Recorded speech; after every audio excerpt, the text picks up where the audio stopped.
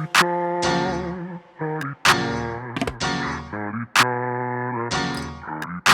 out the way. Who got a watch? Who got the time? I'm raising the clock.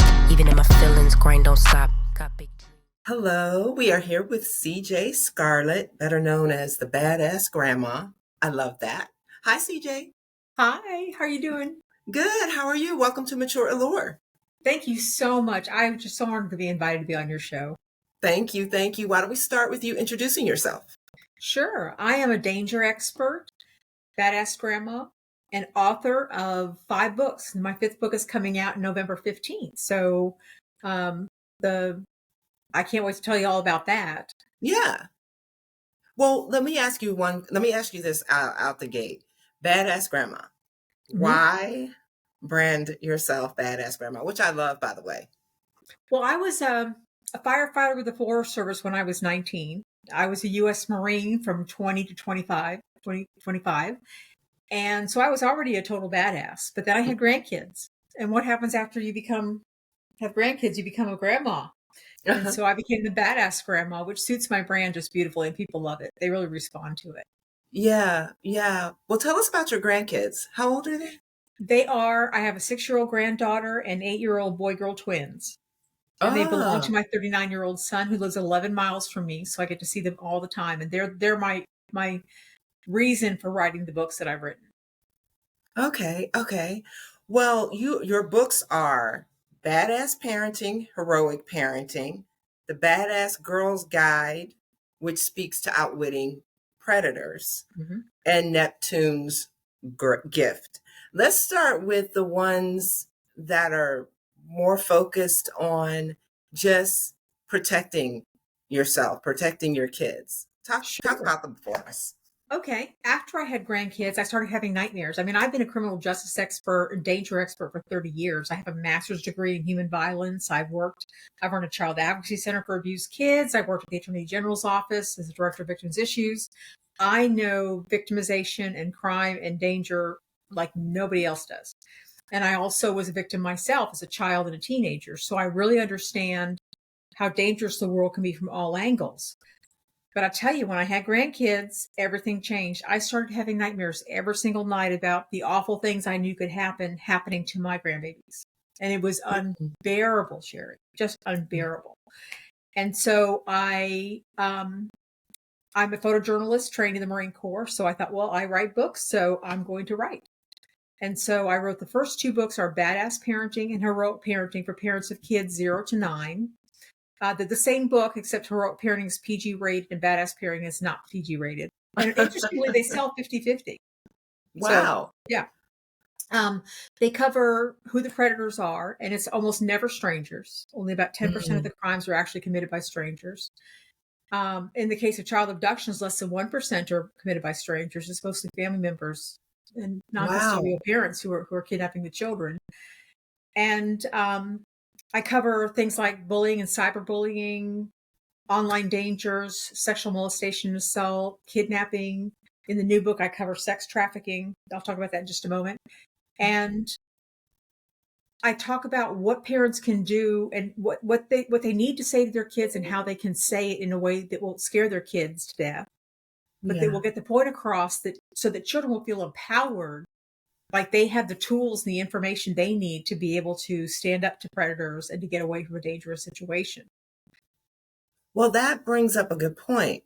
How they can talk to their children without scaring them to death, especially since they're more than likely scared anyway. Like you said, you were constantly fearful as a grandma. So can you just share like a point or two? Like, how do they have that conversation? Part of it is keeping open lines of communication with your kids from the time they're babies. You have the body safety conversation actually can start when they're in diapers. Instead of just kind of manhandling a baby to change its diaper, you can say, I'm going to change your diaper now. Let them know what's happening. And when they get to the age where it's okay for you to ask permission, do that. Is it okay if sometimes you have to change their diaper or give them a bath or whatever, and they really don't have a choice about it, but you don't have to make them kiss grandma or grandpa if they don't want to. You don't make them have to kiss or hug Aunt Lulu if they're not comfortable. You just don't. I told my grandkids from the time they were tiny tots, they'd never had to hug me if they didn't want to. And one time my granddaughter said she didn't want to hug me, and it broke my heart, but I was like, hey, you go, girl, you do you. Yeah. There's so many things that kids can learn that are it's very basic information. Trusting your intuition. That's not scary. Having strong boundaries, physical and emotional boundaries, so that you know when someone crosses them. And then 3, having the moxie, the information to know how to protect yourself if somebody does cross a boundary, like by saying no.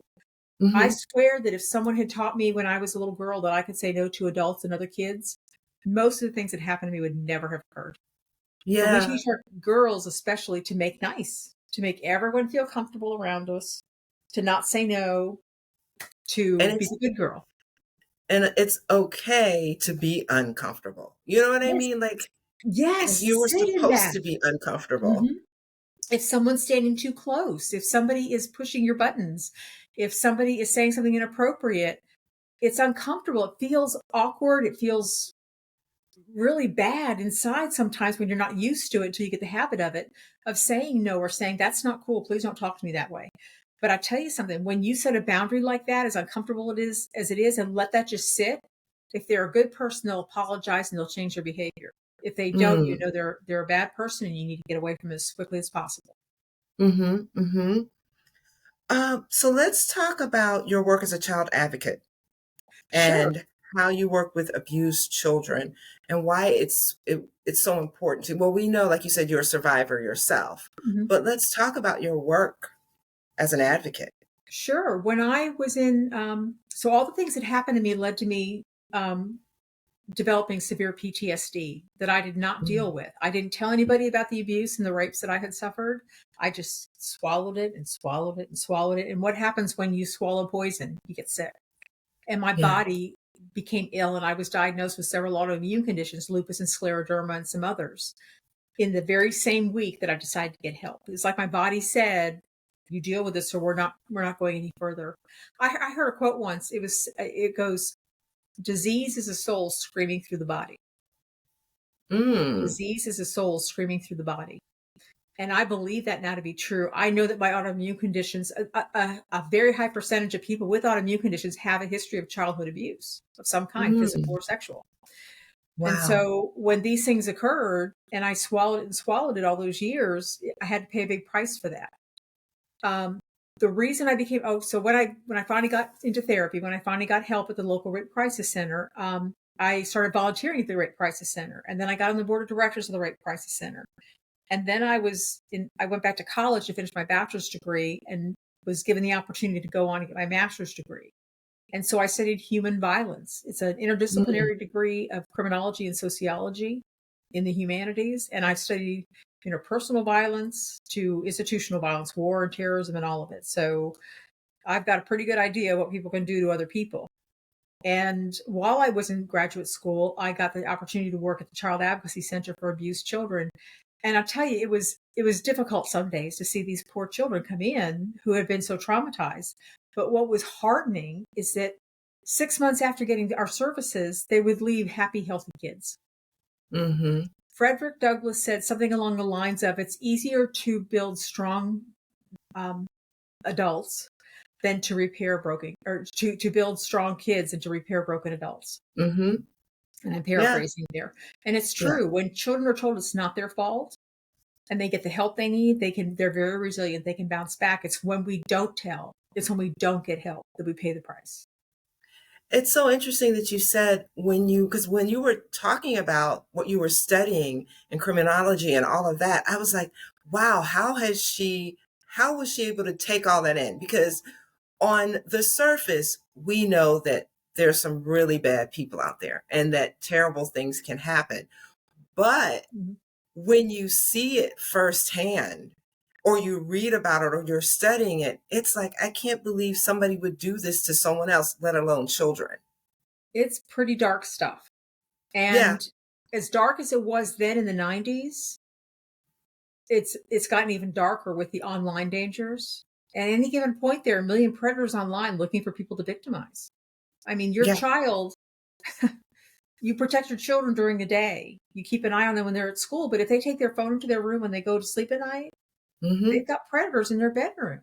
Yeah. And it's a scary world for our kids out there, but it doesn't have to be that way. Again, if we arm them with the knowledge and give them the tools to know how to say no and defend themselves and avoid sketchy people in the first place. Mm-hmm. Predators are looking for people who don't have confidence. Confidence is the number one predator repellent. So they're looking for adults and children who are desperate for affection and attention. And so they look for children from broken homes or single parent families or kids who have issues of some kind. And if we don't give our kids those tools, we Yeah. are making them more vulnerable. And it doesn't have to be Yeah. that way. My mother would always say, if you're not watching your children, believe me, someone else is watching them. Wow. That was always her thing. And she was That's very powerful. protective. But she was like, if you're not watching them, trust that someone else is watching them. So people, like you said, they're predators, and they're looking for that person that someone might not be watching, Yeah, and predators groom the whole family often. They don't just groom kids sometimes. I mean, if it's a priest or a coach or a scoutmaster or a boyfriend or whatever, they'll work really hard to make the woman or the man feel like they're a great person and try to build their trust so that they can get access to the kids. Wow. So it's not Wow. just the children that they groom, it can be the adults too. So I just want to talk a little bit about this, if you don't mind. You're a survivor of childhood molestation and sexual assault while you were a college freshman. What message do you have to others who may be struggling with some kind of trauma like that and or assault, It's twofold. First of all, please tell someone. Please, please, Mm. please tell someone. It's a hard and impossible secret to keep. Again, it's like drinking poison. Every time you swallow your pain, every time you swallow your trauma, every time you don't speak your truth, and it becomes bottled up inside, and it can make you sick, and it can make you mentally sick as well, and it can lead you into getting into similar relationships over and over and Mhm. over again because you've not dealt with what happened to you. So the first one is to please tell someone, and then the second one is to get help. Virtually every community has a local rape crisis center where they can get free one-on-one and group counseling. Saved my life, let me tell you. Wow. Really important. Well, how did you take that step though? Because for some people it might be hard to Mhm. do either one of those. What made you take the step to get the help? I got help when the pain became greater than my ability to contain it. I was Mm. working United Way in Virginia. I was in a meeting with all the community leaders getting ready for the big United Way campaign. And suddenly I burst into tears. I Mm. had no idea why. No idea why. And I fled to the bathroom and I sobbed in a stall for 2 hours, unable to tell my coworkers why I was crying. And what was happening is that everything I had bottled up, I couldn't contain it anymore. And it was out there into the world. And so I had no choice but to deal with it because my world crumbled in an instant. Mm. But it's a very difficult first step to take. It takes a lot of courage. In fact, I've written a story that I would like to offer to send to your listeners if they want it, called Escape from the Terrible Garden, about a beautiful young woman who's in a garden, but it's a terrible garden filled with dying, writhing creatures and vines and things like that keeps her captive.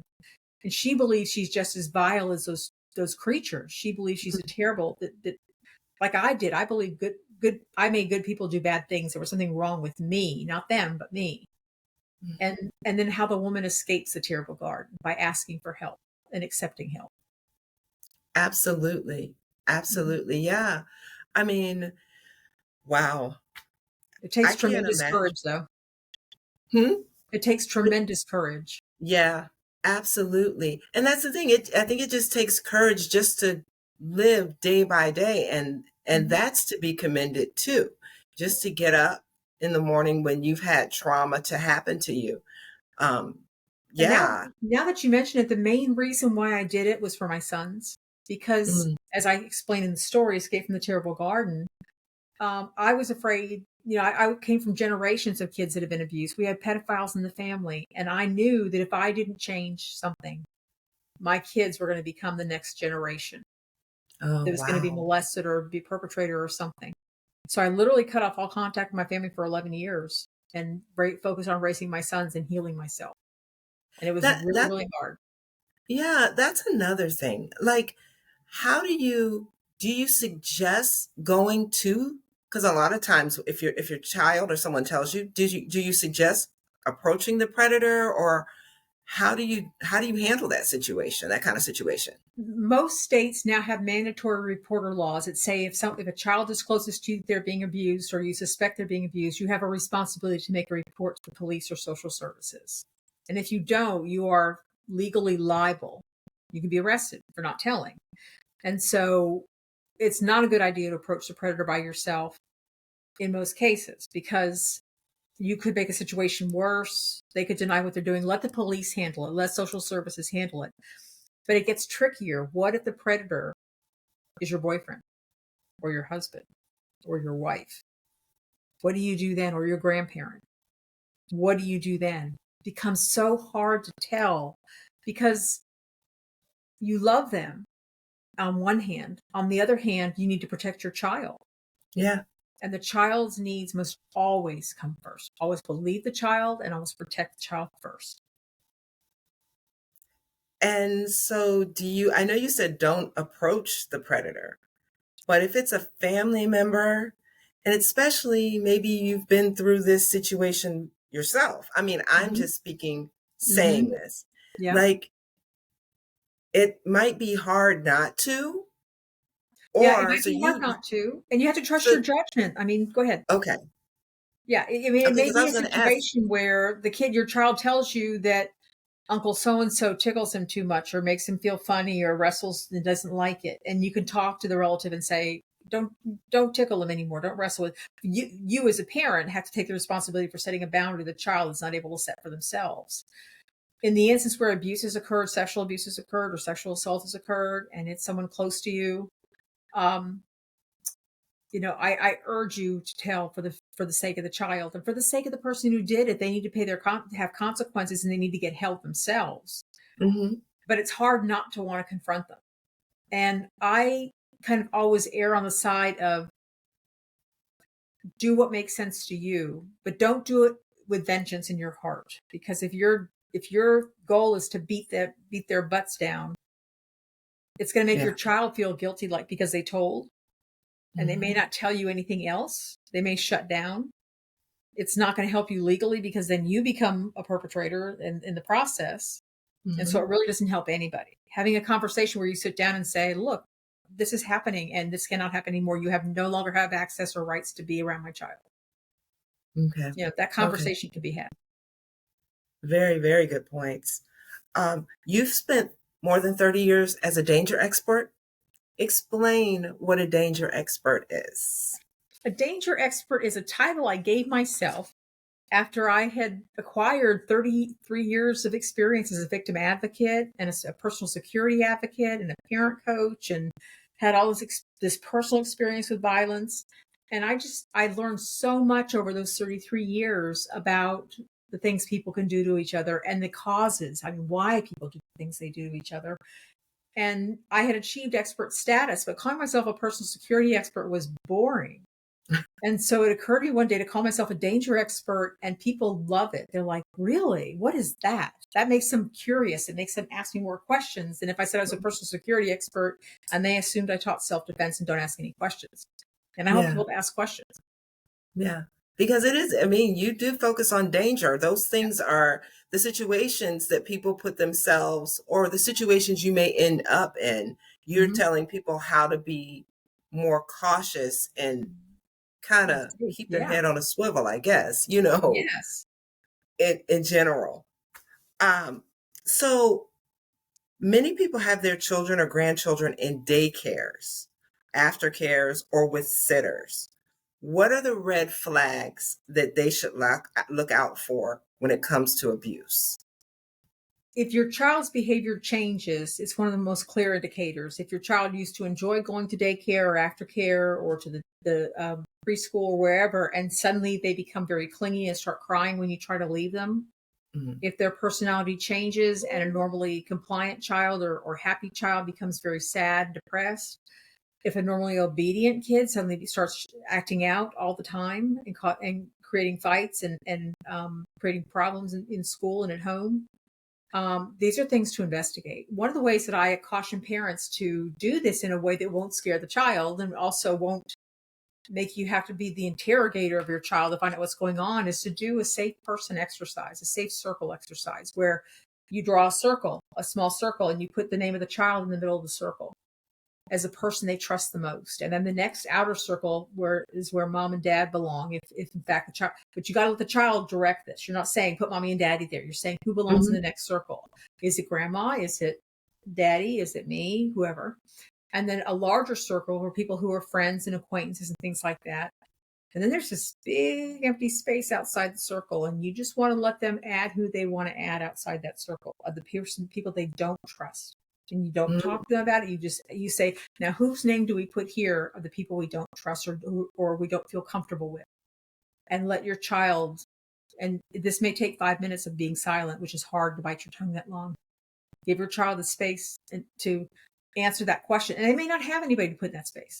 But if you are seeing a change in behavior in your child, doing this exercise can reveal, give your child the opportunity, a safe space to disclose the person that's making them uncomfortable, and then you can address it. Yeah. Well, we talked about how to deal with and handle predators that are adults, but I didn't think about this until just now. What about child predators? I'm so glad you asked that. I think you're the first podcaster that's asked me that question. A child is more likely to be abused by another juvenile than by a parent, sexually abused. Juveniles usually pick on kids younger than them. The difference between child's play, where it's sexual exploration, it's just normal childhood curiosity, is that there's more than 3 or more years difference between the ages of the children. A big difference in the sizes of the children. One child has some sort of learning disability or intellectual disability, but there's a or has more power over the other child. There's a differential between them, a difference between them that makes it actual legal under the statutes, child abuse, child sexual abuse. And it's so much more common than people want to believe. They don't want to, and if you find out that one of your children has molested another one of your children, my God, I mean, talk about, it doesn't get any harder than that. But there's also playmates and things. I mean, I think about the sleepovers I had. Oh Lord, no. Yikes. And I think my grandchildren having sleepovers, and I'm like, oh, I hope they don't go through what I went through. So I'm bent on educating them about what to do if they feel uncomfortable. One cool way to talk with your child is to give them 2 things. One is a get out of jail free card, which says if you find yourself in a situation where you've made a bad choice, and like you went somewhere where you weren't supposed to be, or you went to the party when you were supposed to be at the mall, and you did wrong, here you have a get out of jail free card. You call me, I'll come get you. There won't be any screaming and yelling and everything, and we'll talk about it tomorrow when everybody's got cooler heads. The other is to give them a code word or like an X. If your child texts you an X, your job is to call them and say, you have to come home right now. You didn't empty the dishwasher. Like I said, I'm coming to get you. Tell your friends you got to go home. You give them an out. They know that if they get themselves into a situation or find themselves in a situation where they're with other kids or adults and they feel uncomfortable, they can't for themselves set a boundary because they're kids. It's hard. They can text you something of either code word or an X, and you will make that phone call on their phone and say, get your butt home. Yeah. Yeah. Where I'm coming to get I asked that question because too, I used to work with children, and I was a director of an aftercare program. And a lot of times parents, they're not thinking about, of course, who thinks about you're sending your child someplace where other children might touch them inappropriately, or because all the kids all come from different backgrounds, different homes, different everything. So yeah, there was situations sometimes that would arise, and it's hard because some of these kids, a lot of this is learned. It's things that they see and have been through. You are exactly right. We would have kids come to the Child Advocacy Center that we were treating because they were predators, child predators. And I cannot think of a single case where we were counseling a child who had molested another child where the molester had not been abused first. They learned Yeah. that from somewhere, Yeah. from seeing pornography, and pornography online it's not like finding your uncle's dirty magazines under the mattress anymore. It No. is bad, and Yeah. it can damage children. And one way people groom kids, and older kids will do this too, slightly older kids will do this, is to say, hey, come look at this cool website I found. Mm. And then there you go. It's over. Wow. What advice would you give someone who thinks their child, or grandchild, or member of the family is being abused? The child hasn't said anything, Mm-hmm. but like you said, they've noticed red flags.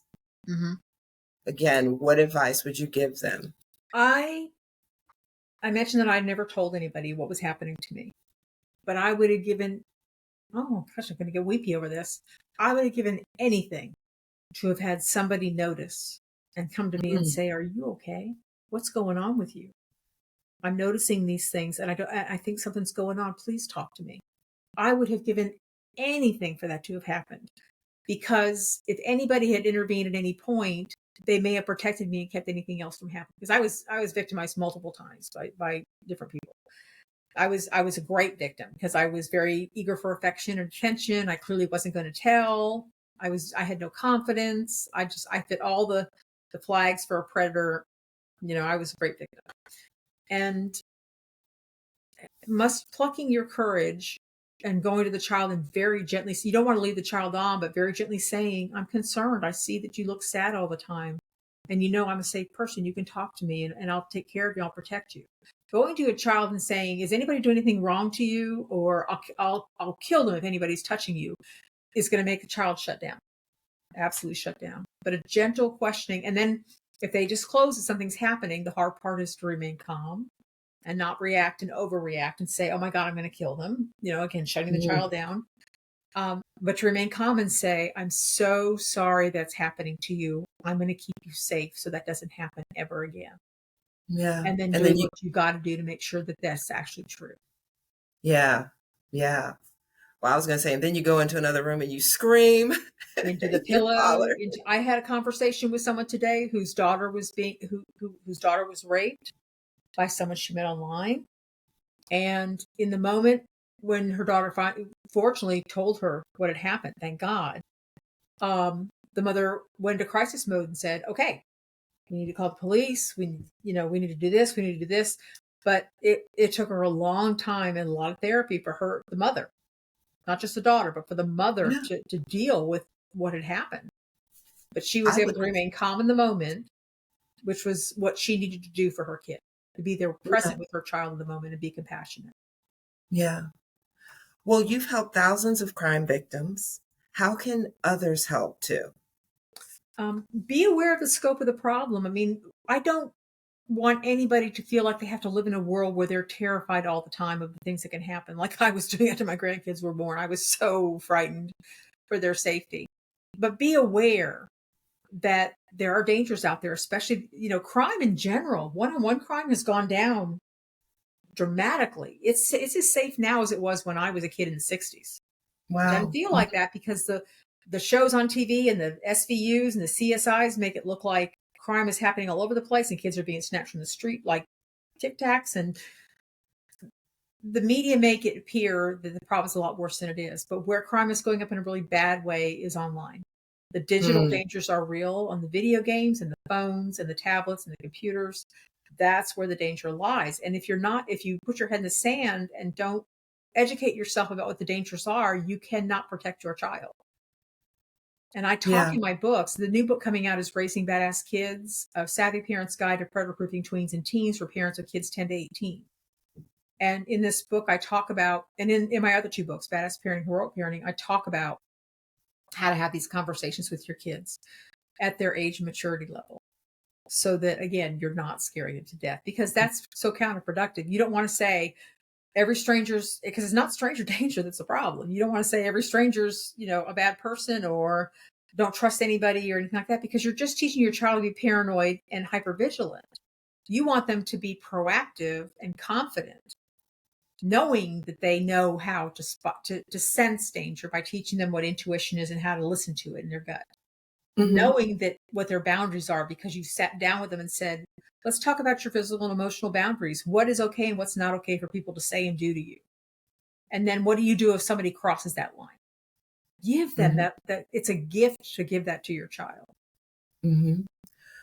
Well, I have to say, CJ, this has been a great conversation. I do want to, it's a little heavy.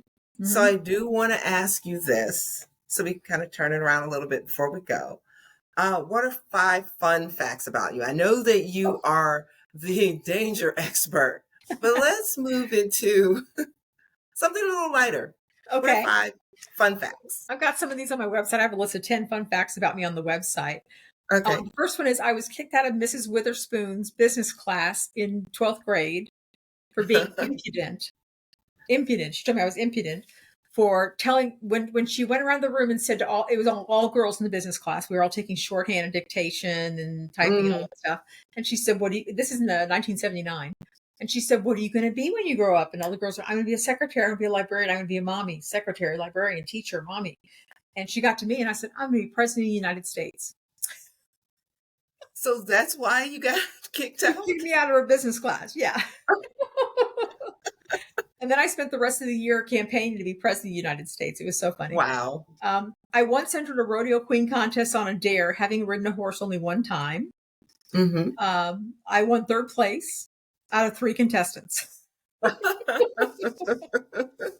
I fought fires for the U.S. Forest Service and planted tens of thousands of trees in the mountains of Arkansas and Oklahoma. I love that one. Of course, the trees are mature now and they're probably been cut down and new ones planted already. Wow. On my first day on the job in the Marine Corps, I stopped a war. Seriously, I stopped a war. It was just a joint Navy Marine Corps exercise. But I stopped it nonetheless by calling for a ceasefire when I was escorting a media crew who wanted to take pictures of the machine gunners, take video of the machine gunners. And so they started to step out in front of the machine gunners. And I'm like, oh my God, these guys are crazy. So I was like, ceasefire, all in the line, ceasefire. The helicopter stopped flying. The ship stopped sailing. The tanks stopped rolling. The riflemen stopped firing. The machine gunners stopped. And I was like, there, get your shot, idiot. They were firing blanks, but I didn't know that. It was my first day on the job. Wow. Wow. The general came over the sand dune. Who stopped my war? And they all pointed at me.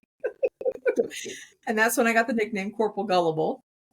Wow. And the last one is I was named one of the happy 100 people on the planet. Really? And yes. Marcy Shimoff wrote a book, Happy for No Reason. And she featured people who were just inexplicably happy. And I was wow. We decided, and for all that you've seen and been through, that's a major honor. Yeah, and the last thing I would like to say is for those of you listening who have yourself been traumatized in any way, there is light at the end of the trauma tunnel. There is life and peace and happiness if you get help and you tell and you take care of yourself and you do what you got to do for yourself. Life can be more beautiful than you ever imagined. Wow. So well, CJ, keep being brave. I will say this. You are a badass. You really are a badass. Even in your fun facts, you're a badass. Even the fun facts about you. So thank you very much.